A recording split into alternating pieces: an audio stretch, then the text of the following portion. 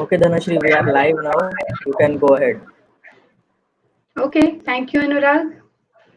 Salam, namaste, namaskar, namaskar, and a very big hello to all wonderful people. मैं धनश्री नीलोफर आप सभी का स्वागत करती हूँ आपके इस मनचाहे शो में जिसका नाम है इवनिंग विथ कोम टीवी जिसको देखते हैं बच्चे बूढ़े मियाँ और बीवी। तो दोस्तों, acting Acting is behaving truthfully under imaginary circumstances. तो एक्टिंग मतलब आपके दिमाग में पहला विचार आता होगा थिएटर, मूवीज या फिर टेलीविजन जो हम रोज देखते हैं और देखना पसंद करते हैं। क्यों ना देखें, इसमें मजा भी बड़ा आता है, फुल ऑफ एंटरटेनमेंट। सही है। और जब इन सबको देखते हैं तो मुझे लगता है कि कुछ डायलॉग ऐसे रह जाते हैं कि जो हमारे दिल को छू जाते हैं या फिर जिंदगी भर हमें याद रह जाते हैं। जैसे कि एक डायलॉग आप सभी ने सुना ही होगा कि रिश्ते में तो हम तुम्हारे बाप लगते हैं, नाम है शहंशाह। किसका डायलॉग है बताने की मुझे जरूरत नहीं है दोस्तों। या फिर मुझे और एक डायलॉग याद आता है कि कुणी घर घेता का घर या तूफान आला कुणी घर देता का। फेमस डायलॉग फ्रॉम नट सम्राट। तो इन सभी को ध्यान में रखते हुए मेरे विचार में मैं ऐसे विचार करती हूँ कि इन सबको जब देखती हूँ तो क्या मैं इससे कभी ना कभी खुद के लाइफ को रिलेट करती हूँ। शायद आपके साथ भी ऐसा होता होगा कि आप कोई सीन देख रहे हो और आपको ऐसे लगा होगा कि अरे ये तो मेरे साथ भी हुआ है या फिर ये अपने सराउंडिंग में होता है। तो इसी पे विषय पे बात करने के लिए आज हमारे साथ मौजूद है a versatile actor, a multi-talented lady, and a wonderful person. So Manjusha Bhaskarwar. नमस्ते। Manjutai, welcome to the show. और आज का शो बहुत अच्छा होने वाला है। I am damn sure on that because we have a multi talented lady with us. So to tell something about her, she is a founder director of Born Debut. She is basically from Chandrapur but currently lives in Pune. She has done LLB. She has given 500 performances with acting, direction, production, creation, writing. Wow, everything. She has completed Masters in Fine Arts, specialization in acting from Lalit Kala Vibhag, Nagpur University. She is working as a corporate trainer, career transition expert, and motivational speaker. She has done projects on removing inhibition through the art of swagat, that is soliloquy. Research on improvisation, theater, and education. She has trained more than 10,000 artists from different cities, and it also includes a mature artist with full motivation. She has certifications in tabla, Bharatanatyam, Kathak. उन्होंने badminton भी खेला है with national champions. She has taken courses with Trinity syllabus on speech and drama communication with dramatics in Surat. And she also gives training seminars on personality development, public speaking, study techniques, and many more topics. तो दोस्तों, ये सब सुन के आपको नहीं लगता कि we have a powerful person and a personality with us to guide us on this today's topic? I am damn sure to tell you. तो मैं ये विद फुल कॉन्फिडेंस के साथ आपको बता सकती हूँ क्योंकि मैंने उनके साथ काम किया है। एक नाटक था स्वर सुमनांजलि जो चंद्रपुर में हुआ था और मैं मेरे पूरे परिवार के साथ उस नाटक में शामिल थी। तब मैंने इनसे जो छोटी छोटी चीजें सीखी है एक्टिंग के बारे में ना, और जो चीजें होती है, तो वो मेरा वंडरफुल एक्सपीरियंस रहा है। तो Manjuta ji, welcome to the show and let's begin. तो इस शो की शुरुआत मैं एक मराठी तड़के के साथ करना चाहूंगी। मराठी तडका. वराड निघालंय लंडनला. त्यामध्ये काशीनाथ एका लंडनच्या पोरीच्या प्रेमात पडतो बरं का. आणि जेव्हा तो भारतात वापस येतो आणि त्याचे बाप्पा त्याला विचारतात की काय काशीनाथ, काय घोटाळा केलाय, काय त्या पोरीचं नाव काय आहे, आणि तो म्हणतो तिचं नाव आहे जुळी ट्रेशर. जुळी ट्रेशर. काय काय म्हणला? जुडी कशाची? शेपूची का मेथीची की आंबाड्याची? काय नाव आहे, नाव आहे. नाव असतं का? नाव कसं असतं? कलावती, मंदावती, चंद्रावती, मैनावती हे नाव असते. काय तर म्हणते जुडी. जुडीच्या बापाचं नाव काय आहे? Mister John. त्यांचं नाव आहे मिस्टर जॉन. जानराव आहे का? काय करतो तो जानराव? पोटा पाण्याचा धंदा. ते काय आहे ना, he is a big industrialist. ते फार मोठे व्यापारी आहेत आणि ते काही वर्ष या देशात राहून गेल्यामुळे जीवनाकडे बघण्याचा त्यांचा जो सोशल ऍस्पेक्ट, एक दृष्टिकोन जो आहे. हे जरा बंद कर. आपल्या टपुऱ्यात काही जात नाही. ते काय तिकडेच असतं का, इकडे नसतं का? थँक्यू. वाव. तो आई एम श्योर कि एक मराठी तड़का लगी गया होगा. तो my first question to you, Manjutai, is how you started this journey of theater. Hello सभी दर्शक गणों को मेरा नमस्कार. जो दर्शक मुझे जानते हैं उनको स्पेशल नमस्कार. और ये शो की शुरुआत में अपने फादर, अपने पिता, मेरे गुरु मेरे पिता, उनको प्रणाम करते हुए शुरू कर रही हूँ. मेरे पिता और मम्मी, माँ, दोनों ने ही मुझे इस लायक बनाया है. और थिएटर के जो गुरु है वो मेरे फादर है, क्योंकि उन्होंने दंडार से अपना बचपन से शुरू किया था, जो नाटक का पैशन. और मुझे जब से होश आया है तब से मैंने घर में नाटक, और मम्मी भी करती थी, इसलिए मुझे वो बैकग्राउंड में मिल ही गया था. और वो एक सीखते सीखते, मतलब होश आपके जब होश आते हैं और आपको वो बैकग्राउंड मिलता है, एनवायरनमेंट मिलता है, तो अपने आप उसमें रंगते जाते हैं. तो इस तरह से मुझे स्पेशल एफर्ट्स नहीं करने पड़े. जो भी सिखाया पापा ने, मैं सिंसियरली करते गई और धीरे धीरे इस लेवल पर पहुंची कि अब मैं खुद से अपने आप को प्रेजेंट कर पा रही हूँ. तो ये क्रेडिट मैं अपने मम्मी और पापा दोनों को देना चाहूंगी. और मम्मी जब ड्रामा करती थी तो मैं बहुत छोटी थी. एक मुझे याद है मम्मी का ड्रामा, आजिला फुटली लॉटरी. और उस ड्रामा में मैंने जब ये किया था, तो उसमें क्या हुआ था कि मैं दादी के गोदी में सो रही थी, और उसमें मम्मी आजिला फुटली लॉटरी वो ड्रामा में थी, और उसको देख के मैं रोने लगी. तो यही मुझे याद है. तो इस तरह से मतलब मैं जब से होश संभाला मुझे याद है. तो आपने जैसे बचपन से ही एक्टिंग के बारे में सीखा है, कुछ आपके घर से ही आपको इतना अच्छा गाइडेंस मिला है, तो ऐसे ही फिर बचपन की मुझे याद आ गई कि मैंने भी आई थिंक मेरे 4th स्टैंडर्ड में या 3rd स्टैंडर्ड में मेरा फर्स्ट बिग स्टेज परफॉर्मेंस दिया था स्कूल की एनुअल गैदरिंग में. तो सबको शायद ये यादगार रह जाता है. तो मुझे ये बताइए कि आपका पहला स्टेज परफॉर्मेंस क्या था जो आपको याद है? मेरा पहला स्टेज परफॉर्मेंस वो था इयत्ता 5वीं नाट्य छटा. तब ना नाट्य छटा एक छोटी छोटी किताबें आती थी, और उसको करने में बड़ा मजा आता था, और उसकी कॉम्पिटिशन्स भी होती थी. और ये नाट्य छटा मैंने की थी अपने स्कूल में.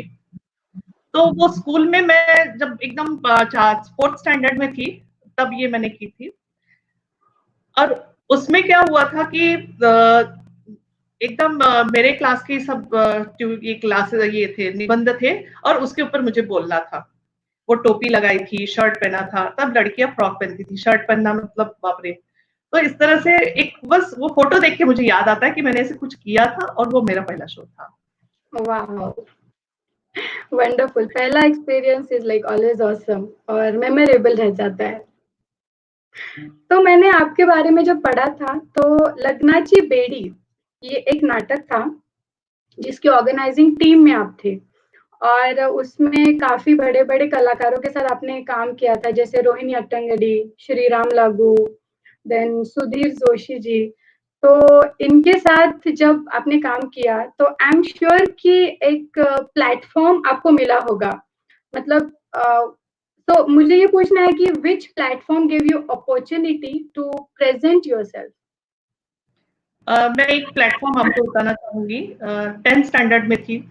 स्कूल स्कूल एक बहुत अच्छा प्लेटफॉर्म तब रहता था क्योंकि जो गैदरिंग होते थे और पापा स्कूल में थे इसलिए एक से एक ड्रामा डांसेस वगैरह थे। यूनाइटेड स्कूल्स ऑर्गेनाइजेशन दिल्ली, वहां पे हम लोगों ने पार्टिसिपेट किया था। एक सॉन्ग ड्रामा था और एक साइंस के ऊपर एक स्किट थी। दोनों के परफॉर्मेंस हमारे एक्सीलेंट थे। एक चीज मुझे याद है, विज्ञान भवन में एक तो हुआ था वो, और वहां पे हमें बताया गया था कि एग्जैक्ट 6 मिनट्स पे कर्टन अपने आप बंद हो जाएगा। तो that was really new thing for us कि 6 मिनट्स के बाद अपने कर्टन बंद हो जाएगा। तो हम लोग एक एक सेकंड पे काम किया हमने। तब मुझे मेकअप करना नहीं आता था, मेकअप हम लोग आर्टिस्ट से करवा लेते थे। तब मैंने मेकअप करना सीखा, हेयर स्टाइल सीखी। तो इस तरह से हमने सेल्फ इंडिपेंडेंट अपना कर सके, लाइक सेल्फ डिपेंडेंट होके ये परफॉर्मेंस किया। और इसमें मैंने कंप्लीट थिएटर का जो ड्रामेटिक्स है वो डायरेक्शन मैंने दिया था एंड मेकअप कंप्लीट और हेयर ड्रेसिंग मम्मी और मैंने किया था। तो इस तरह से वहां से हम एक पड़ाव पे एक एक चीज सीखते जा रहे थे। तो इस तरह से स्कूल का प्लेटफॉर्म था।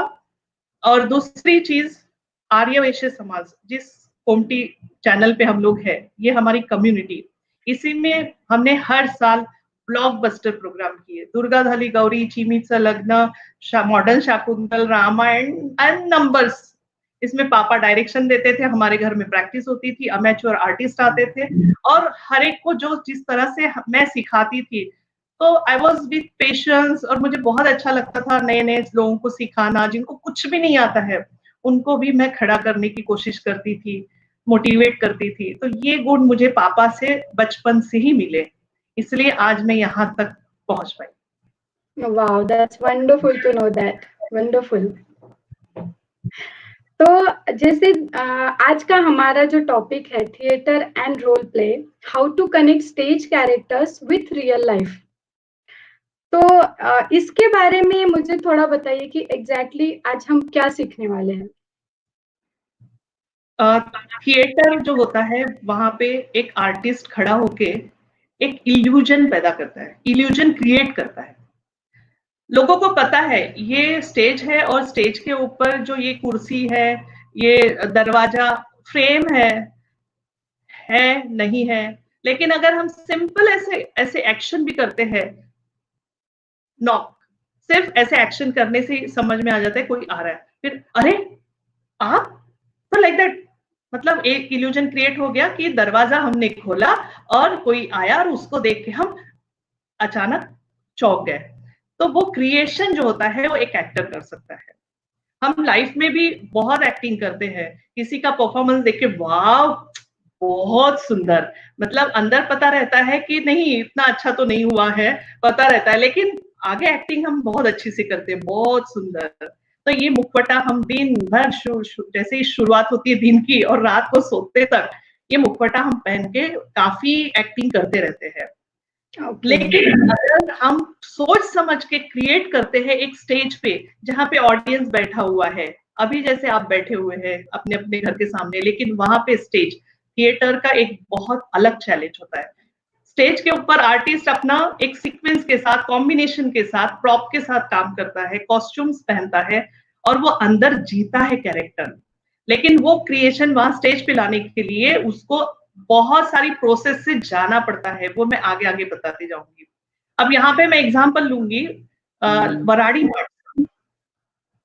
500 फुटल्यामुळे महानगराने पुणे शहरात थैमान घातले होते। अशाच एका उंच बंगल्यावर भयभीता अवस्थेत उभी असलेली एक कुमारिका अचानक तिच्या बालमुठीतून झालेला तो प्रसंग, यशाच्या उंबरठ्यावर असतानाच नियतीने केलेला आघात, अब ये ड्रामा ऐसा था, वराड़ी माणसं, मैं 6th स्टैंडर्ड में थी, साड़ी पहन के मैंने इस ड्रामा का एक प्रवेश किया था, एक छोटा सा पैराग्राफ, और जिसमें ये बताया था कि पुणे में बाढ़ आ गई थी, पानशेत धरण फूटा था, बाढ़ आ गई थी, और वहां पे एक गच्ची पे, एक टेरेस पे एक लड़की खड़ी है, और वो, उसको एक झूला दिखता है, उसमें बच्चा है, और वो उसको बचाने की कोशिश करती है, लेकिन वो बचा नहीं पाती। मुझे यही समझ में आया और मैंने यही एक्टिंग की। जैसे उसमें बताया था कि पापा मेरे पीछे से वो आवाज देते थे, अब सत्य काय आहे सांगून टाका, नाही तर ही सारी माणसं तुम्हाला काय म्हणतील ठाऊक आहे? कुणी एका निष्पाप अर्भकाची हत्या करणारी कृत्या नाही, नाही जो है ना, ये नाही मेरा जो था वो बचपन में कैसा था, नहीं, क्योंकि मुझे कुछ अंदर का भाव नहीं मालूम था। लेकिन जब शादी के बाद ये मैंने परफॉर्मेंस किया एक कंपटीशन में, प्रोग्राम में, और एक बड़ा चैलेंज था कि I was in UP, MP, Chhattisgarh. अब वहां पे मराठी तो कोई जानेगा नहीं और मेरी वहीं पे आर्ट खत्म हो जाएगी, तो मैंने उस कंप्लीट नाट्य प्रवेश को ऑन द स्पॉट हिंदी में बोला और वो चैलेंज लिया और किया, तो वो परफॉर्मेंस सबको बहुत पसंद आया। और जब मैंने पूरा नाटक पढ़ा और उसमें वो बेस समझ में आया कि बेसिकली ये है क्या, तो ये था कि उसका शादी के पहले एबॉर्शन करवाया जाता है और वो गिल्ट उसके अंदर रहता है, उसकी बाद में शादी होती है, वो हस्बैंड को नहीं बता पाती है कि ऐसा कुछ हुआ है, और लेकिन वो अंदर ही अंदर मन उसको खाते जाता है, इसलिए वो डिप्रेशन में जाती है, पागलों जैसे व्यवहार करती है, वो गुड़िया को लेके घूमते रहती है। ये चीज उसका देवर समझ जाता है और वो कंटिन्यूस उसके पीछे पड़ा रहता है कि कुछ तो हुआ है, कुछ तो हुआ है, और उस कारण वो एक दिन ब्लास्ट कर जाती है। तो ये प्रवेश वहां है। तो वो चीज मैंने फिर भ्रूण हत्या बेस पे कॉलेज में सबमिट किया और ये गवर्नमेंट डॉक्यूमेंट्री में भी गया है, और इस एक्टिंग में जो भी देखता है उसके रोंगटे खड़े हो जाते हैं, और आज मेरे रोंगटे खड़े हो जाते हैं, तब नहीं होते थे। ये फर्क होता है। मैं ये बोल सकती हूँ क्योंकि अभी मेरे रोंगटे खड़े हो गए। मतलब ये छोटा सा सीन मैंने सुना तो आई एम श्योर कि ऑडियंस में भी ऐसा किसी ना किसी ने फील किया होगा। तो आपने जैसे अभी बताया कि माइंड गेम है ये सब, क्योंकि जब आपको समझ में आया तब जो आपके भाव निकले तो वो कुछ अलग थे। तो जैसे बोलते हैं कि the actor has to develop his body, the actor has to work on his voice, but the most important thing is that actor has to work। ये एक लाइव एक्सपीरियंस मैंने सुनने को मिला मुझे। तो आपके प्रोफाइल में जब मैं पढ़ रही थी तो सोल्यूलिकी ये एक टर्म मैंने सुनी, तो ये क्या होता है soliloquy? What is soliloquy? Soliloquy that is स्वगत बोलते हैं।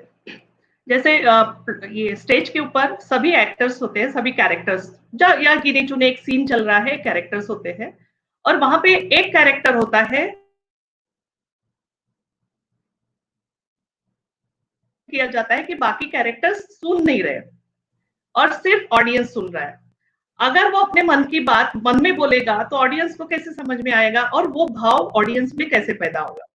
सो वो जो स्वगत है उसका जो अपना है वो ऑडियंस से बात करता है और बाकी कैरेक्टर फ्रीज रहते हैं। अब यहाँ पे विजया का एक रोल था, जैसे ये सोलोलॉजी पे मैंने प्रोजेक्ट किया कंप्लीट, और अलग अलग ये प्रोफेशन के लोगों को लेके वो सोलोलॉजी करवाई। तो हर एक के प्रोफेशन के कारण, उनके चैलेंजेस के कारण मुझे अलग अलग रिजल्ट मिले। बट एक विजया का मैं बताना चाहूंगी। जैसे एक विजया कैरेक्टर, उसकी शादी नहीं होती है, माँ बाप परेशान होते हैं कि कैसे नहीं, तो मुझे अमृता चाहिए, ये वाला ड्रामा। उसमें जो मैंने सोलोलॉजी ली थी that I present in workshops, कभी कभी उसका प्रेजेंटेशन देने के लिए। तो उसमें विजया जो कैरेक्टर होता है वो हारी हुई है। क्या करूं, 4 हाथ नहीं है ना मेरे, होते तो भी कम पड़ते, ये करूं वो करूं, सबको खुश रखना चाहती हूँ लेकिन नहीं रख पाती हूँ, मैं क्या करूं। नाम है विजया, लेकिन कितनी हारी हुई। लेकिन जैसे ही उसके अंदर कॉन्फिडेंस आता है, वो बहुत प्रोसेस से गुजरती है, उस दिन उसके अंदर जो कॉन्फिडेंस आता है, मैं अमृता हूँ, मुझे कोई बांध के नहीं रख सकता, मैं घने जंगलों से अकेले गुजर सकती हूँ, मैंने उड़ना सीख लिया है, मैंने चलना सीख लिया है, मेरे संग तुम्हें डोरी बांधनी है तो तुम्हारी मर्जी मेरी मर्जी, बांधना है तो बांधो, वरना मैं बहुत खुश हूँ। ये कॉन्फिडेंस, ये और ये कॉन्फिडेंस confidence जब आता है तो वो कैरेक्टर बन जाता है अमृता, इसलिए वो नाम है मुझे अमृता चाहिए।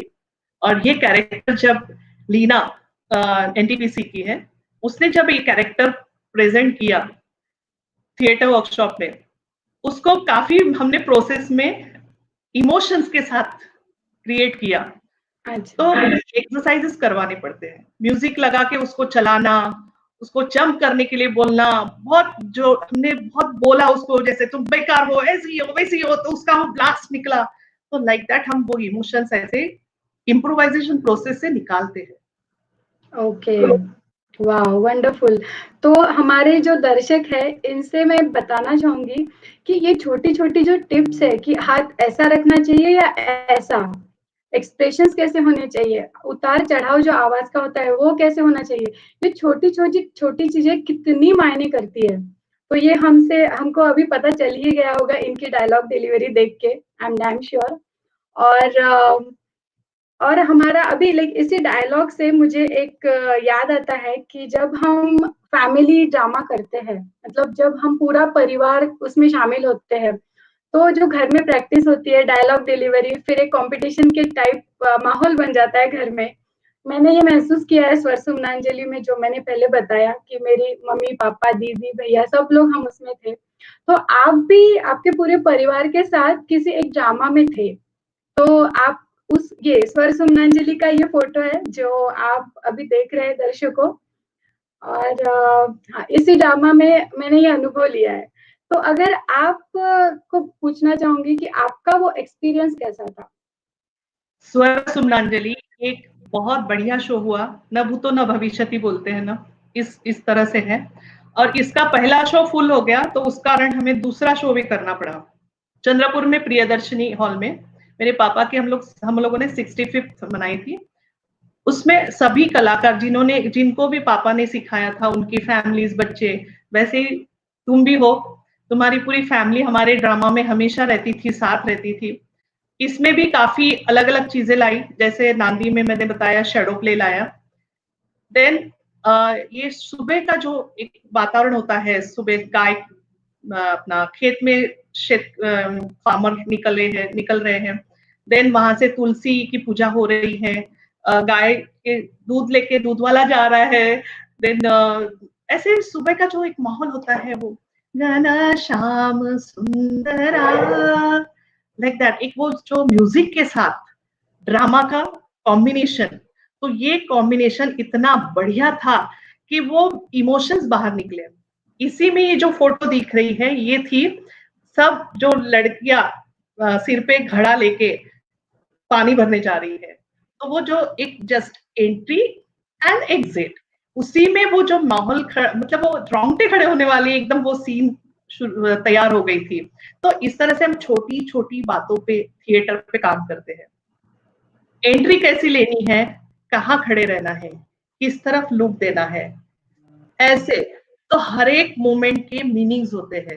तो ये मीनिंग्स देते हुए बिना डायलॉग के भी पूरा ड्रामा हो सकता है, ये चीज मैंने सीखी। और फैमिली की बात और एक बता देती हूँ, हम लोग एक फैमिली ड्रामा हमने किया था, इथे साहित्याची नगरी, दैट वाज पोएटिक।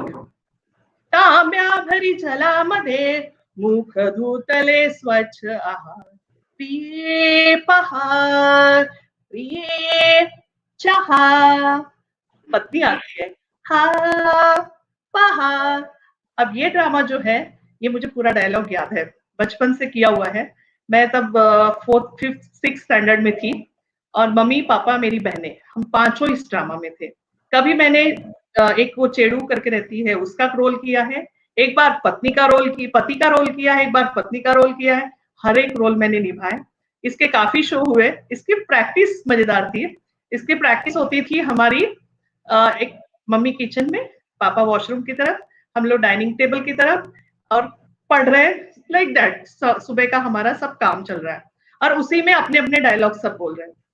इस कारण मुझे टाइम मैनेजमेंट समझ में आया कि अगर मेरा पैशन है तो उस पैशन को मैं जिंदा रख सकती हूँ। मैं किचन में, मैंने जब एमएफए किया तो किचन में लिटरली स्क्रिप्ट्स में प्लेटफॉर्म पे वहां पे लगा देती थी और रोटी पूरा खाना बनाते बनाते पूरे स्क्रिप्ट याद करती थी। तो this was the thing with family, और मेरी फैमिली ने मुझे बहुत एनर्जी दी है, इसी कारण उसी एनर्जी के साथ मैं आज भी काम करती हूँ। वाओ, मतलब टाइम मैनेजमेंट कितना इम्पोर्टेंट है हर चीज के लिए। आपका पैशन आपको जीना है तो time management is most important thing. तो मंजू दी, इसी के साथ हमारे दर्शक जो है, जो हमें सुन रहे हैं फिलहाल, उनकी तरफ से एक सवाल आया है। ये सवाल है रोशन बागड़े जी की तरफ से। वो पूछते हैं कि which was your happiest moment in life? मेरा हैप्पीएस्ट मोमेंट उस दिन था जिस दिन मैंने एमएफए कंप्लीट किया। एक होता है ना कि थिएटर मुझे करना था, लेकिन नहीं कर पाई, शादी के बाद नहीं कर पाई, ऐसी सिचुएशन नहीं थी, मुझे वो माहौल नहीं मिला।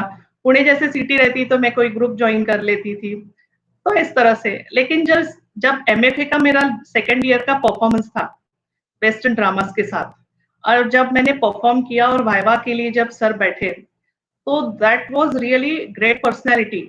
वो वाइवा लेने के लिए कोई आम आदमी तो आते नहीं है, मास्टर्स है। तो उन्होंने जब मेरा परफॉर्मेंस, देन मेरी जो सीडी थी उसकी इम्प्रोवाइजेशन थिएटर एंड एजुकेशन का रिसर्च रिपोर्ट पूरा उनको मैंने सबमिट किया था, तब उन्होंने जैसे आए वैसे ही बोले कि मैडम सबसे पहले मैं अपना इंट्रोडक्शन दूंगा। मेरी सर ऐसे मत बोलिए। तो बोले नहीं, you are really great artist, मैं पहले अपना इंट्रोडक्शन दूंगा कि I am such and such, मैंने इतने साल का एक्सपीरियंस है, but you are great artist, please join commercial dramas, you have that capacity। Oh my god, मतलब ये वन ऑफ द ये तो biggest compliment for your career कि जो आपका वाइवा ले रहे हैं वो खुद आपको इंट्रोड्यूस कर रहा है। Awesome, that's awesome. इसी से आपकी एक अचीवमेंट दिख जाती है। Very nice, very nice. तो आपके बारे में और मैंने जब पढ़ा था तो मैंने सुना था कि आपने वेस्टर्न थिएटर इस पे भी कुछ काम किया। तो इसमें जब वेस्टर्न थिएटर सुनते हैं तो शेक्सपियर, ये फेमस पर्सनैलिटी, ये तो सभी जानते होंगे, तो उसका अनुभव आपका कैसा था? एमएफए के साथ मैंने वेस्टर्न थिएटर भी किया, और वो एक्सपीरियंस मुझे दिलाने में मेरे दूसरे गुरु विनोद इंदुरकर सर, उनको मैं श्रेय देना चाहूंगी, क्योंकि जो मेरा ड्रीम था personality development with performing arts, उन्होंने काफी बुक्स लिखे हैं। एक एक टॉपिक पे हम लोग 10-10 घंटे बात करते थे, 4-4 घंटे बात करते थे, और वो रियली थकते नहीं थे। तो आप एक टॉपिक निकालो, वो आराम से 2-3 घंटे बात करते थे और मैं सुनते रहती थी। तो इस तरह से मैंने बहुत सिंसियरली लर्निंग की। जब प्रोजेक्ट किया तभी उन्होंने मुझे एलिमेंट्स बना के दिए कि इस तरह से तुम ले सकती हो, तो काफी चीजें, काफी गाइडेंस उनका मुझे मिला। और प्लस मेरे साथ जो डायरेक्शन में थे प्रशांत निखार का भी मैं यहाँ पे नाम लूंगी। प्रशांत निखार ने ये ड्रामा किया था डायरेक्शन, ओथेलो, और ओथेलो में आई वाज इमिलिया। ओथेलो में सभी जो कैरेक्टर्स थे उनके स्वभाव के साथ उसने एनिमल के मास्क बनाए थे, और वो मास्क हम लोगों ने सिर पे लगाए थे। अब ओथेलो काफी लोगों को पता है। ओथेलो एक जो मेन कैरेक्टर, शेक्सपियर की ना एक खासियत थी, ट्रेजेडी ड्रामास में उसके जो भी कैरेक्टर्स थे, हीरो में ऐसा एक फ्लॉ रहता था जिस कारण ट्रेजिक एंड होता था। ये मैंने सभी ड्रामास में देखा। अब यहाँ पे Othello was the main hero. उसकी वाइफ होती है डेस्डिमोना, बहुत सुंदर होती है, और उस कारण उसके अंदर इनसिक्योरिटी होती है। ओथेलो को लगता है कि पता नहीं है और कहीं भाग जाएगी, लाइक दैट। वो इनसिक्योरिटी अंदर रहती है उसकी, लेकिन बहुत प्यार करता है वो। बट उसके आजू बाजू जो एक रहता है, उसको मास्क दिया था फॉक्स, जो मौका ढूंढते रहता है कि इसके अंदर शक का कीड़ा मैं कैसे डालूं। ओथेलो, अब आप समझ सकते हैं कि कौन सा कैरेक्टर हो सकता है। ऑक्स, कौन सा एनिमल? ऑक्स। बेल, जो समझ में आया, जो सुन लिया वो हाँ मान लिया। डेस्डिमोना, बिचारी हेन, कोमड़ी, तो वो हेन का उसने पिकॉक हेन का बनाया था कि बेचारी वो बेकार में मारी जाती है, उसके साथ जिसका वो रिलेशन सोचता है, शक करता है जिसके लिए, जो बॉयफ्रेंड के लिए, and that was peacock. Actual में वो उसका कोई रिलेशन ऐसा नहीं रहता है, लेकिन बेचारा वो पीकॉक जैसे नाहक मारा जाता है वो भी। Like that I was Imiliya, जो केयर टेकर होती है, और वो केयर टेकर इतनी ज्यादा उस पे ध्यान देती है, जान छिड़कती है कि जब वो मारता है ओथेलो डेस्डिमोना को, जब मारता है तो वो सीन चल रहा था and I was literally crying. जैसे मेरे डायलॉग्स थे और मैं पूरी इन्वॉल्व हो गई थी। एक लेवल पे प्रैक्टिस में मैं इतनी ज्यादा इन्वॉल्व हो गई थी कि I was literally real crying शुरू हो गई मेरी, और मैं आधा घंटा तक रोती रही एंड दैट वाज कैथारसिस। उस दिन मुझे बाकी लोगों ने छोड़ दिया, बोले कि नहीं मैडम बस आप रो लीजिए, कोई प्रॉब्लम नहीं। और उसके बाद मैं at that time my age was 40, तो कहीं ना कहीं वो अंदर बहुत दर्द आया और वो रियल में रोना निकला बाहर। तो इस तरह से एक चीज मुझे समझ में आई वहां पे, कैथारसिस। एरिस्टोटल की कैथारसिस थियरी बेसिकली है क्या? तो अंदर हम गुबार जो भी दर्द है वो छुपा के रखते हैं, लेकिन ये निकालना बहुत जरूरी होता है। तो लाइफ में ये निकालना, प्रैक्टिस करना बहुत जरूरी है। वाओ! तो आपने जो भी ऐसी डायलॉग डिलीवरी दी अभी और जो अपने टिप्स बताए, उसी टिप्स पे हमारे दर्शकों का एक सवाल मुझे दिख रहा है कि विशाखा जी का ये सवाल है कि how can I develop acting skill with limited time I have, not professionally but just for self satisfaction. तो आई थिंक जो आपने अभी बताया ये एग्जैक्ट आंसर है टू हर क्वेश्चन कि उस कैरेक्टर में घुस जाओ, पूरा का पूरा घुस जाओ। इसका मैं सवाल का आंसर नट सम्राट के साथ दूंगी। एनटीपीसी के एक एम्प्लॉय सीमा चौहान, वो बड़ी मुश्किल से टाइम निकाल पाती थी क्योंकि 7 बजे के पहले उसका टाइम ही नहीं था, लेकिन वो प्रैक्टिस के लिए आती थी। थिएटर वर्कशॉप उसने ज्वाइन किया था। बोले कि मैम मेरा पैशन है, बहुत पसंद है मुझे, लेकिन मुझे टाइम ही नहीं है। तो वो स्क्रिप्ट उसको दे दी थी मैंने, और मैंने पूरी एक्टिंग जो है वीडियो बना के उसको दे दी थी। फिर उस कैरेक्टर को मैंने समझाया कि ये है क्या, कावेरी। कावेरी ये कैरेक्टर ऐसा है कि एक माँ है जो अपने घर को संभाल के रख रही थी, और अप्पा साहब बेलवंडकर नट सम्राट, वो एक महान व्यक्ति, लेकिन महान व्यक्ति का घर में कोई ध्यान नहीं होता है। और एक समय ऐसा आता है जहां पे अप्पा साहब और कावेरी पे चोरी का इल्जाम उनकी बेटी लगाती है। वो उस समय अप्पा साहब एकदम डाउन हो जाते हैं, ब्लास्ट हो जाते हैं, या डर परेशान हो जाते हैं, और वो गुस्से के अंदर और वीक हो जाते हैं। लेकिन इस मोमेंट पे कावेरी, भले ही वो शांत ऐसी स्वभाव की, बोलती है आप डरिए मत, मैं समझाऊंगी, मैं मिलूंगी उससे, मैं पूछूंगी, अरे पहले तेरे मन में है क्या? अब ये जो एज है, उस एज में आदमी चिल्ला के भी कितना बोलेगा, इतनी कंट्रोल चीज है। वो एक कंट्रोल कैरेक्टर है। जब उसने वो कंट्रोल कैरेक्टर जिया, तो कहीं ना कहीं मुझे लगता है कि उस एज में जाने के बाद या अपनी मम्मी को समझने में, ये कैरेक्टर समझने में काफी हेल्प होगी। तो इस तरह से अप्पा साहेब बेलवंडकर नट सम्राट पूरी दुनिया घूमते थे, लेकिन वापिस कहाँ आते थे तो वो हमेशा अपनी मिसेस को बोलते, बीवी को बोलते थे, अगर जहाज समुद्रात फिरता म्हणून तो बंदरावर येतो तिथेच विसावा असतो त्याचा। तो वाओ! इसी से नट सम्राट जब आप बोल रहे हो तो मुझे ऐसे एक डायलॉग याद आता है कि बाबू मोशाय, हम सब रंगमंच की कठपुतलियां है जिसकी डोर बस ऊपर वाले की उंगली में है। कब कौन कहाँ उठेगा कोई बता नहीं सकता। टू बी और not to be, that is the question. Yes, और ये है किंग लियर। नट सम्राट जो है वो किंग लियर से प्रेरित है। और किंग लियर का एक विदूषक का मैं यहाँ पे बताना चाहूंगी। विदूषक का एक रोल था, मैंने जो परफॉर्म किया था। और इसमें एक चीज है कि किंग लियर जो था वो, उसकी 3 बेटियां थी। पूरी पूरी उसकी जायदाद जो है वो 2 बेटियों को दे देता है, लेकिन तीसरी बेटी जो होती है उसको नहीं देता है क्योंकि वो झूठी तारीफ नहीं कर पाती है। अब इसमें क्या होता है कि उसके पास कुछ नहीं रहता है, विदूषक बोलता है कि तेरे पास कुछ भी नहीं बचा है, तेरे पास खाली कटोरा है, तूने तो उसके 2 हिस्से करके बेटियों को दे दिया, तेरे पास क्या बचा? कुछ भी नहीं। आपको किस फिल्म की याद आई? बागवान। तो ये जो मैं विदूषक का रोल प्ले करती हूँ, that is for senior citizens या अपकमिंग सीनियर सिटीजन्स। आगे आपको सीनियर सिटीजन बनना है, तो आज आपको क्या क्या चीजें ध्यान में रखनी है। तो ये विदूषक जो हमें सच्चाई बताता है, हमेशा राजा एक विदूषक रखता है क्योंकि वो हमेशा सच्चाई बताता है, वो झूठ नहीं बोलता है।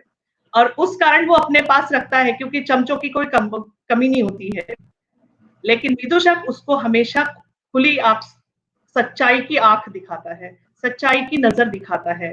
तो ये विदूषक का रोल। लेकिन इसमें एक और चीज ऐड करूंगी, बॉडी लैंग्वेज।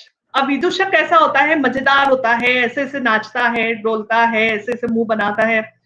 अब मैं इसको थोड़ी सीरियस टाइप की थी, अब ये बॉडी लैंग्वेज कहाँ से लाऊं? तो मैंने उसके लिए बहुत प्रोसेस की, जंप करती थी, बेड के ऊपर से कूद के ऐसे जंप करती थी। तो मुझे कूदना, जंप करना, ये बहुत सारी वेराइटीज लानी पड़ी। आईने के सामने मैंने मुंह के पूरे एक्सप्रेशंस दिए और तब जाके मैं वो बॉडी लैंग्वेज ला पाई। उसके लिए मेकअप, कॉस्ट्यूम, ये सब डिजाइन किया और तब जाके कहिए चचा जान कर पाई। और ये ड्रामा किंग लियर जो है वो शेक्सपियर के किंग लियर काफी ड्रामा ना हिंदी में किए हैं एनएसडी ने, और ये जो स्पेशली लिखा है हरिवंश राय बच्चन ने, काफी पोएटिक वे में है। तो it was really good Hindi. और मैंने आपका ये परफॉर्मेंस देखा है आपके यूट्यूब चैनल पे जो आपने अपलोड किया था, तो आपकी एक्टिंग लाइक इट्स ऑसम। मतलब जब मैं देख रही थी मैं सोच रही थी कि कितना डिफिकल्ट होता होगा ये एक्टिंग, ये एक्सप्रेशन, ये हाथ ऐसे करना, कि मैं समझ सकती हूँ कि आपकी कितनी कितनी प्रैक्टिस है इस सब में। तो thank you so much for giving this small small tips Manjutai. और इसी के साथ जब कॉस्ट्यूम ये वो आपने मुझे बताया, तो ये जो प्रॉप है दर्शकों, ये सिंदूर, तो इससे एक फेमस डायलॉग आपको शायद याद आ ही रहा होगा कि एक चुटकी सिंदूर की कीमत तुम क्या जानो रमेश बाबू। तो इस एक प्रॉप के वजह से कितना एक माहौल क्रिएट हो जाता है। तो आप मुझे बताइए कि प्रॉप्स, कॉस्ट्यूम, इन सब का क्या क्या इम्पोर्टेंस होता है और कैसे आप लोग उसे मेंटेन करते हो? अब यहाँ पे मैं प्रॉप और कॉस्ट्यूम्स के पहले सिर्फ कॉस्ट्यूम पे पहले जाऊंगी। मैंने एक रोल किया था पंछी ऐसे आते हैं, और जहाँ पे मैं सेकंड ईयर में थी, एकदम टीन्स में थी, और अब विदूषक के लिए मुझे डांस वो थोड़ा लाना पड़ा, बॉडी लैंग्वेज वहां तब ओरिजिनल थी, लेकिन यहाँ पे 60 इयर्स ओल्ड लेडी का मुझे रोल करना था। That was really challenge for me. College, evening college था, लॉ कॉलेज था। 10 o'clock 10 बजे रात को घर आती थी, वो बैग में 9 यार्ड साड़ी, बिंदी और एक जूड़ा बांधने के लिए वो इतना ले जाती थी। पहले तो 9 यार्ड साड़ी पहनती थी, जूड़ा बांधती थी, बिंदी लगाती थी, उसके बाद प्रैक्टिस शुरू करती थी। तो डायरेक्टर ने मुझे ये बहुत छोटी छोटी चीजों पे ध्यान देके एक्टिंग सिखाई। जब जैसे मैं कॉस्ट्यूम को लुगड़ा पहनती थी तो मैं अपने आप को एजेड महसूस करती थी, और वो अपने आप बॉडी लैंग्वेज में आता है क्योंकि आपके थॉट्स सब कुछ है। अगर आपने थॉट्स पे सोच लिया कि मुझे ये मेरा एज है, मैं ऐसी महसूस किया, और रियली 9 यार्ड साड़ी पहन के मैंने वो एक्टिंग प्रैक्टिस की। बहुत सारी चीजें उसमें और भी एक्सपीरियंस बहुत अलग अलग रहे क्योंकि शादी नहीं हुई थी, और शादी हुई लेडी का रोल किया था, तो बहुत छोटी छोटी चीजों में उन्होंने मुझे एक्टिंग सिखाई थी। मिस्टर हार्डीकर डायरेक्टर थे, और जैन टॉकीज में उनके हॉल में वहां पे प्रैक्टिस होती थी ये रात को। तो इस तरह से मैंने ये कॉस्ट्यूम पे काम किया। कॉस्ट्यूम पे ही एक और है body language, sorry prop, prop आपने बोला था, सिंदूर जी। बाड़ा महेश एलकुंचवार का ड्रामा है, उनसे मैं मिली हूँ, उनका इंटरव्यू लेने की भी कोशिश की थी, तो काफी उन्होंने बहुत सारी चीजें मुझे सिखाई कि पहले बेटा इस पे काम करो। तो उसमें वाड़ा चिरेबंदी में एक ट्रैक्टर होता है जो दरवाजे में वाड़ा चिरेबंदी, मतलब एक वाड़े के अंदर हमारी सोच बंद। अब वहां पे ट्रैक्टर पड़ा रहता है पुराना सड़ा हुआ, लेकिन वो निकालते नहीं है। आते जाते लोगों को वो हर्ट करता है, लेकिन वो निकालते नहीं है, और उस कारण पूरी फैमिली उनकी बर्बाद हो जाती है। यहाँ से मैंने एक चीज सीखी, घर में उतनी प्रॉप रखो जितनी काम की है। बिना कारण अगर हमने कुछ रखा है तो वो हमारी निगेटिव एनर्जी देता है, या उससे हमें परेशानी ज्यादा होती है। तो तब से मैंने अपने घर में भी उस तरह की स्पेसिफिक चीजें रखना शुरू कर दिया है। एटलीस्ट कोशिश जरूर करती हूँ, ताकि नहीं चाहिए प्रॉप, उतने ही चाहिए जिसका मुझे काम है। तो स्टेज पे भी हम सिलेक्टेड प्रॉप पे काम करते हैं, तब जाके वो एक्टिंग या वो परफॉर्मेंस एक्सलेंट होता है। सो दिस इज वाओ, मतलब कितनी छोटी सी टिप है कि क्योंकि आज को हम सबको घर को डेकोरेट करना या फिर किसी भी चीज को ऐसे एकदम अच्छे से दिखाना बहुत पसंद है, बट अगर कम चीजों में हम उसको एक्सप्रेस कर रहे हैं तो वो दूसरे तक इजीली चला जाएगा, हमारे जो एक्सप्रेस करना है हमें। तो कितनी छोटी सी टिप्स है दोस्तों, तो आप भी आई थिंक ये आपके जीवन में जरूर लाइए, जैसे घर का एग्जाम्पल दिया इन्होंने। तो it was a wonderful tip. और इसी के साथ आपका एक जो मैं फोटो देख रही हूँ उसके बारे में पूछना चाहूंगी कि ययाति देवयानी का ये है, और इसमें समझ में ही आ रहा है कि आप एक एटीट्यूड वाला रोल किया है आपने, बट आप रियल लाइफ में वैसी नहीं है, क्योंकि मैं आपको जानती हूँ। तो ये कैरेक्टर लाने के लिए आपने कैसी मेहनत की थी? ती मीरा तुनी तेजाकडे ने दीप देवा जीवना। शर्मिष्ठ है। अब ये जो एटीट्यूड है, ये सीन था ययाति के साथ। देवयानी शादी करती है और शर्मिष्ठा को अपनी दासी बनाती है। ये पूरी काफी स्टोरी है। और वो उसको फर्स्ट नाइट की पूरी रूम सजाने के लिए बोलती है। तो वो सीन था कि वो उसको बोलती है कि तू सजा, तू ये कर, अभी तक आया नहीं ययाति, और वो राह देखते रहती है। और उसमें जो डायलॉग्स थे वो नियर अबाउट 45 मिनट्स का ड्रामा था, और मराठी डायलॉग थे। और मैं यूपी एमपी में हिंदी, वो काफी मेरी जो लैंग्वेज थी वो काफी भेसड़ हो गई थी, मिक्स हो गई थी। अब वहां पे मराठी डायलॉग बोलते वक्त किन शब्दों पे कैसे उच्चार, कैसे प्रेशर देना है, उससे उसकी मीनिंग निकलते हैं। अब यहाँ पे बहुत सारी चीजों पे मैंने वर्कआउट किया, फिर वो मराठी मीनिंग समझ में आने के लिए काफी डिक्शनरी देन अंडरस्टैंड किया। और उसका जो फ्लो है एक एक डायलॉग का, उसको मैंने प्रॉप्स के साथ कनेक्ट करके रखा था, ताकि वो फ्लो ना रुके और मुझे वो डायलॉग याद रहे। 10-10 मिनट के कंटिन्यूस डायलॉग थे, और उसमें एक जस्ट पॉज देके फिर 10 मिनट के डायलॉग। तो यहाँ पे मुझे मेरी बहुत मतलब एफर्ट्स लगे। यहाँ पे मैंने एक चीज सीखी, शब्दों पे हम कैसे प्रेशर देते हैं उसकी मीनिंग वैसे निकलती है। शब्द, आहा शब्द सुनना है तो आप अश्रुंची झाली फुले ये ड्रामा जरूर देखिए।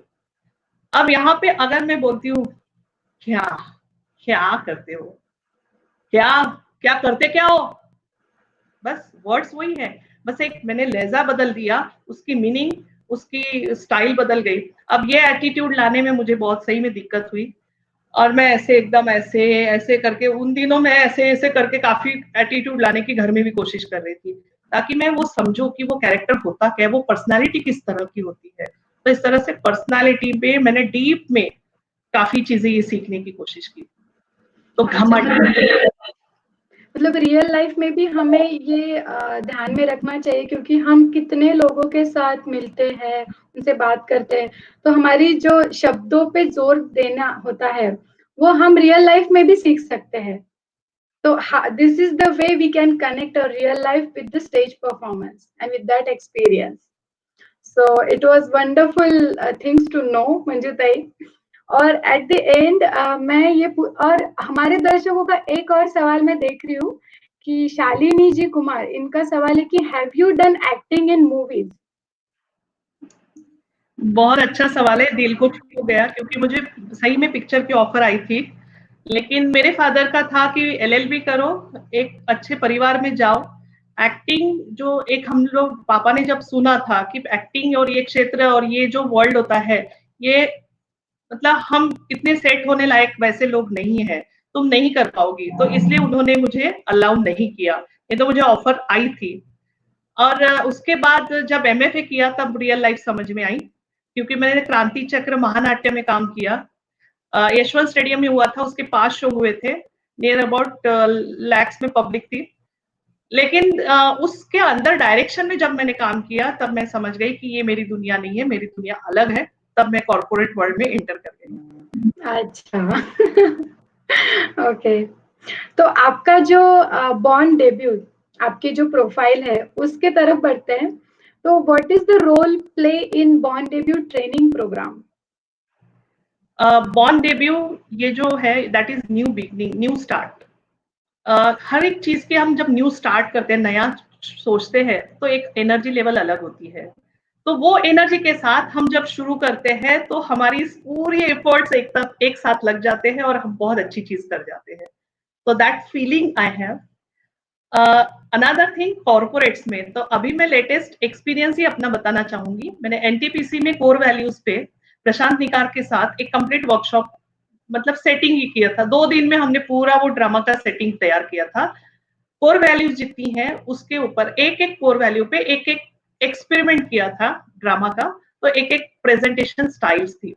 अब एक स्टाइल थी उसमें मैं इंटरेस्टिंग बताना चाहूंगी, कठपुतली डांस।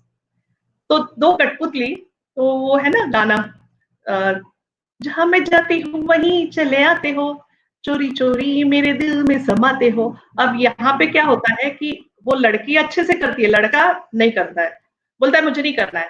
मैं क्यों करूं, स्टोरी वो लिखेगा, बोलेगा वो, तालियां वो ले जाएगा और काम हम करेंगे, मैं नहीं करूंगा। तो फिर वो बैठा के समझाती है कि देख बेटा, तू करेगा, तू जब तक स्टोरी लिख रहे थे तब तुम बोल सकते थे जो भी बोलना है, लेकिन एक बार स्टोरी लिख गई, सब तय हो गया, ऑडियंस आके बैठी है। अब इसमें अगर तुम इन्वॉल्व नहीं होगे तो फिर अपना शो सक्सेसफुल नहीं होगा। और सक्सेसफुल शो जो होता है वो एक से नहीं होता है, सबके साथ होता है, सबको क्रेडिट जाता है। ये तालियां जो है ना वो तुम्हारे लिए भी है। अच्छा ऐसा है क्या, बोले ठीक है अब करके देखो, कोशिश तो करके देखो। बोले ठीक है मैं करके देखता हूँ। फिर वो करता है और सबकी तालियां मिलती हैं। विद इन 2 मिनट्स हमने ये दिखा दिया कि टीम वर्क होता क्या है। तो लाइक दैट ने पूरा वो जो है कोर वैल्यूज इसी तरह से परफॉर्मेंस के साथ दिखाई, and that was highly appreciated. So this was the एक झलक मैंने बता दी, बाकी बहुत सारी चीजें हैं। या तो आपकी इसी ट्रेनिंग प्रोग्राम से मुझे ये इस सवाल का आंसर शायद मिल ही गया होगा कि विशाल जी पूछते हैं कि उनका 8 साल की बेटी है and she is interested in learning acting professionally.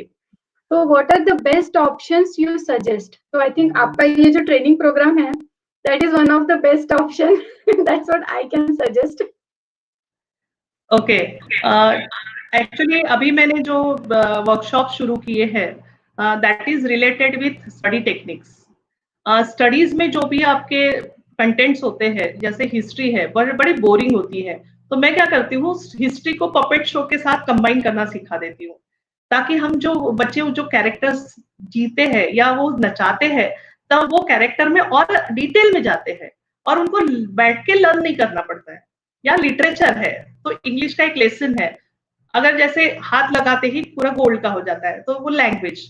तो बच्चों को मैं एरिस्टोटल की थियरी देके पूरा प्लॉट्स और ये क्या होता है, तो आप अपने से स्क्रिप्ट बनाओ, अपने से एक्टर्स चुनो, कैरेक्टर्स लो, घर के ही कैरेक्टर्स सबको खड़ा कर दो और फिर आप बोलते जाओ।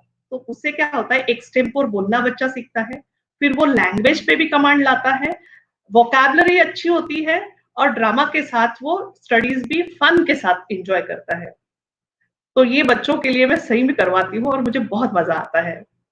और अभी तो मुझे लगता है कि इस लॉकडाउन में जब पूरी फैमिली साथ में है और हमें घर में इतना टाइम मिल रहा है, तो जो भी ऑडियंस में से हमारे इंटरेस्टेड पीपल है टू लर्न एक्टिंग और make their career in acting, तो उन्होंने ये जरूर ट्राई करना चाहिए, एक छोटी सी स्क्रिप्ट लिख के उस पर परफॉर्म करना। तो जरूर। रोल प्ले जो होता है दैट इज एक कैरेक्टर आप चुनो। जैसे हमने किया था चंद्रपुर में, एक झेप ड्रामा था, 6 वायलेंस मैंने दिखाए थे, क्योंकि बच्चों को अवेयरनेस देना भी जरूरी होता है। तो बच्चों को अवेयरनेस देने के लिए अलग अलग वायलेंस लिए थे और वो मतलब स्टैचूज बने थे। अब यहाँ पे 2 दिन में एक तो खड़ा किया, अमेच्योर आर्टिस्ट थे, देन हमने लाइट्स कहाँ से लिए, तो मटके के अंदर बल्ब लगा दिए थे तो वो लाइट आ रहा था। देन ट्यूनी बल्ब्स होती है सीरीज, वो रिंग में लगा के मैंने ऐसे पूरी 6 रिंग बना दी थी। 6 रिंग के अंदर 6 लड़कियां स्टैचू बन के खड़ी थी। डायलॉग में पीछे से जैसे नरेटर था और एक्टिंग करने वाला अलग था। म्यूजिक था ताकि इमोशंस पैदा हो, इमोशंस क्रिएट हो वहां पे, वो सिचुएशन लोगों को फील हो। तो इस तरह से ये 10 मिनट का मैंने ड्रामा लिखा था, प्लस डायरेक्शन दिया था और परफॉर्म भी करवाया था। And that was highly appreciated and audience literally रो रहा था। तो ये अवेयरनेस देने के लिए भी रोल प्ले। देन बच्चे या जैसे बड़े भी होंगे कॉर्पोरेट में, तो वो रोल समझना है, या एक आध एडमायरेबल पर्सनालिटी होती है कि गांधी जी कैसे थे, फिर ये नेहरू जी कैसे थे, देन आप वल्लभ भाई के अंदर क्या था, फिर लोकमान्य तिलक में क्या था। तो हर एक में एक अलग अलग पर्सनालिटी ब्यूटी थी, तभी वो लीडर्स थे। तो उनके अंदर कौन सी ऐसी चीज है जो मैं लूं तो मुझ में ये चीज आए। तो इसलिए रोल प्ले बहुत फायदा करेगा। और इस तरह से हम जिसको पसंद करते हैं या जिसको फॉलो करते हैं, उसके रोल को जब आप जिएंगे, एक्टिंग करेंगे उस कॉस्ट्यूम के साथ, तो नेचुरली वो पर्सनालिटी ट्रेट्स आपके अंदर आएगी। तो ये रोल प्ले हम करवाते हैं। So this is the thing. Okay, wow. तो जिनको भी इसके बारे में और जानकारी चाहिए या फिर इसके बारे में और सीखना है, तो दोस्तों आप मंजुताई को कांटेक्ट कर सकते हो। उनका यूट्यूब चैनल है बॉर्न डेब्यू, एंड वहाँ पे उनके काफी परफॉर्मेंसेस भी है और उनकी गाइडेंस टिप्स है और मेनी मोर इन्फॉर्मेशन। या फिर कमेंट्स में हम आपको उनका mail ID, website, YouTube channel, LinkedIn, ये डिटेल्स भी हम आपको दे देंगे। और इसी के साथ मुझे ऐसा लगता है कि आज हमने जो छोटी छोटी चीजें सीखी है वो हम सभी के रियल लाइफ में भी काम आएगी। और जब नेक्स्ट टाइम हम कोई शो देखेंगे या फिर कोई ड्रामा देखेंगे, तो इस वे से हम उसको देखेंगे, इस नजरिए से उसको देखेंगे कि इसमें क्या हो रहा है जो रियल लाइफ में भी होता है। तो आई एम श्योर कि इस शो के बाद हमारा एक नजरिया बदल जाएगा। और बाकी की और जानकारी के लिए आप मंजुताई को जरूर कांटेक्ट कर सकते हो। तो मंजुताई, thank you so much for all wonderful tips, all the things you have shared with us. I'm glad to have you on our show. धन्यवाद आप सबको। सभी दर्शकगण तो हमारे सबसे पहले देवता होते हैं। दर्शकों के कारण ही हम ऐसे कुछ बनते हैं। मैं अपने फादर, मदर, मेरी बहनें, सबको थैंक यू कहूंगी क्योंकि उनके कारण मेरी एनर्जी आज यहाँ तक बनी। और होम टीवी एक ऐसा क्रिएटिव प्लेटफॉर्म है जहाँ पे हम जैसे कुछ करना चाहते हैं, तो उनके लिए एक बहुत अच्छा प्लेटफॉर्म आपने क्रिएट किया है। और बहुत आसान है, हम घर में बैठे आपके साथ जुड़ गए और लोगों के साथ जुड़ गए। लोगों को भी कहीं जाना नहीं है, इस प्लेटफॉर्म पे आके अपनी हुनर को भी दिखाना है और देखना भी है। तो हम बहुत अच्छा एक काम, बहुत अच्छा नेक काम होम टीवी कर रहा है, not only for community but open for globe. So thank you very much. I think we should subscribe this channel to get more updates. Thank you. I completely agree, because home TV का ये जो platform है, इसी के platform की वजह से आप वहां पे बैठी हो और मैं यूएस में बैठ के होस्ट कर पा रही हूँ, because of home TV only. तो thank you so much home TV. And दोस्तों, होम टीवी के और अपडेट्स के लिए आप इसे लाइक, शेयर और सब्सक्राइब जरूर करें, ताकि हमारे बहुत सारे ऐसे इवेंट्स हैं जो अपकमिंग हैं, जो जिस टॉपिक्स पे आप जरूर इंटरेस्टेड रहेंगे और आपको बहुत कुछ सीखने को मिलेगा। तो शो एंड करने से पहले हमारा एक इवनिंग विद होम टीवी का 11th एपिसोड था, जो था कहानियां तो बहुत सुनी होगी, अब आज कुछ कहानियां जी ले। ये लिया था पूजा उपगनलावर जी ने, और उसमें एक क्विज ली थी। तो उसके विनर्स को आज मैं अनाउंस करने जा रही हूँ। तो उस क्विज के विनर है, first is Sarika Gundawar, I repeat Sarika Gundawar, and the second is Dinesh Gadevar. So congratulations to both of you, both the winners. Or Kom TV will contact you very soon regarding this quiz. And at the end, I would like to thanks to the creative minds and technical team of Kom TV, which includes Anurag, Chaitanya, and Ankush. So 3 of you thank you so much, and कोम TV team को भी धन्यवाद आपके बहुत support के लिए, और आप सभी का मैं आभार मानती हूँ, और इस शो को ये पे समाप्त करती हूँ। धन्यवाद।